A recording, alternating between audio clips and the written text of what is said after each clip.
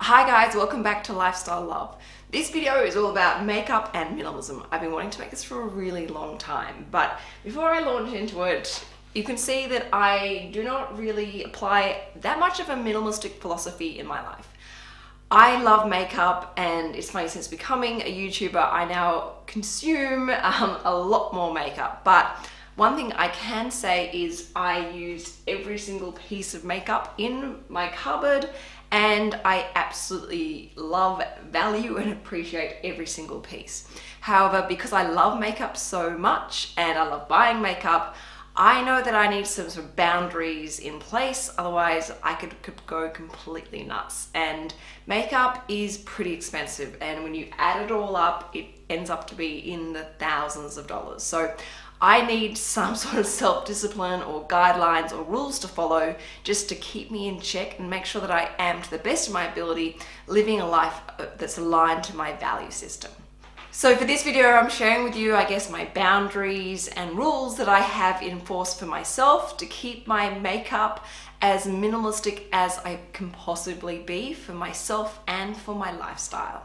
So the first thing I do is I remember makeup is just simply colors, shades, and pigments. Just because you buy a particular type of makeup doesn't mean you can only use it for that area. So for example, take a bronzer. Yes, the bronzer will add a lot of color to your face, but you can also use it as a blush. You can also use it as an eyeshadow.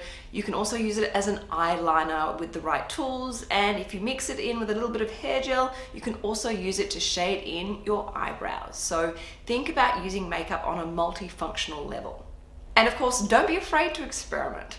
The second thing that I do, which probably reduces bad purchases and wastage, is whenever I go and buy some makeup, I always test it in the store, but then I'll also go outside into the natural sunlight and see how it looks. Now, this has stopped me from buying the wrong shades of foundation, horrendous eyeshadow colors, and has made me go back into the store and research my products a little bit more before I go ahead and buy it. I don't impulse buy makeup because often it ends up being a really regretful purchase, a waste of money, and also a waste of space in my cupboard. The third thing that I do that tries to keep my makeup within a minimalistic boundary is I remember that makeup is 50% skincare. If you have healthy skin, a really good base, you don't actually need that much makeup. And remember, makeup is not about masking ourselves, but it's about using the right tools and shades and colors to enhance our features and bring out our beauty. So when buying makeup, make sure you have the right balance between makeup and skincare products. The fourth thing I do is I try and stick to a signature look. It's my quick, easy, go-to look, which I know works best for my features, my bone structure, and my skin coloring.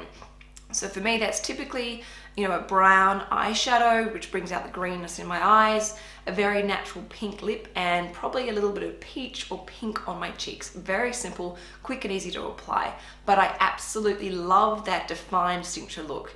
Caroline Kennedy with her pulled back platinum blonde hair and strong red lip, I think is so glamorous and chic. Audrey Hepburn with her cat eye, eyeliner is so elegant and glamorous. Try and create your own signature look. When you do this, you will find that you don't really need all those gadgets and gizmos and fancy different kinds of products and colors. You'll really streamline your makeup collection. The fifth idea for trying to apply a minimalistic philosophy is to have one focal point. Now, typically that is either your eyes, your cheeks, or your lips. Have one really prominent, defined feature on your face and stick to that. Again, you will find that once you've worked out what feature you like to enhance on your face that works for you, you won't need as much makeup. The fifth rule, which is probably my biggest and best rule that I'm really strict to adhering, otherwise I can very easily go nuts, is I do not replace any product until it's almost used up or it is completely used up. When I don't follow this rule, I end up buying multiple products. I'll have like 3 or 4 different foundations going at the same time, which over time end up going off because I can't use them all at the same time. So I'm really strict about this. And you can see here, I hate wastage as well. So this is my go-to foundation, which I absolutely love. It's Elise Fuss, and this has been looking like it's been running out for months, but in fact there's still so much product left in here. Admittedly, I'm probably towards the end of it now, but I actually will make sure I cut open a product or open up the bottle, use a cotton tip, and actually can get so much more product out of this. Now this will probably keep me going for probably another week or two, but this has been looking like it's empty for at least a month. And if I hadn't actually done this and opened it up and had a look, I would have just replaced it quite quickly and wasted money. I hate wasting money. Also, I find that when I follow this principle, I have a delayed sense of gratification. So when I do go to replace this product, I'm actually really excited about popping into my favorite makeup store and buying this and seeing what other things they've got in the shop. But I know that I deserve this and it's ready to be replaced, and I don't have to feel guilty because I haven't wasted it at all. The sixth and an equally as an important rule or boundary that I follow is I must be able to see all of my makeup. If I don't see my makeup, I won't use it and it will end up being wasted and not used, and then I'll potentially go and buy another product because I forget that I own it. It's the out of sight, out of mind. So I don't have a huge amount of space in my house or in my bathroom. So once I've used up a certain amount of surface space, I will not let myself buy any more makeup because it's starting to look too cluttered and it makes me feel sort of overwhelmed and confused, and I lose focus when I'm doing my makeup. For me, doing my makeup is a creative process. I really enjoy putting on makeup. I want to be able to do it in a calm, peaceful manner so that I can concentrate and I guess enhance my features. So I have this particular area that's dedicated to makeup, and once that space is used up, I will not let myself buy any more. Another tip that I do with this physical boundary space is I make sure that my makeup is beautifully presented. I like to kind of create my own makeup store within my bathroom. I want to be able to open up the doors and see everything and actually feel excited.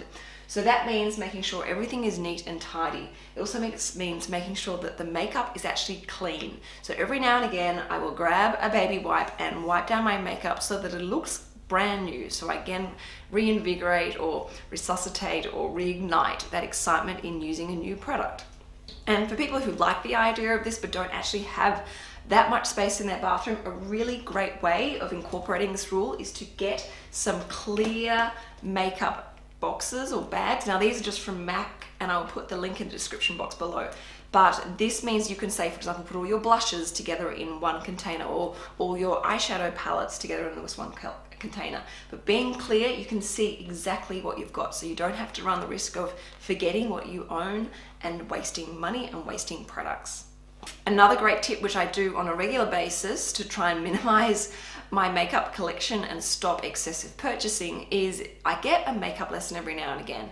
Now my local makeup store, I think it costs about $100, and it is so good because they teach you so many different looks. But what I actually do is I turn up there with all of my own makeup and I ask them to show me how to create looks with makeup that I already own.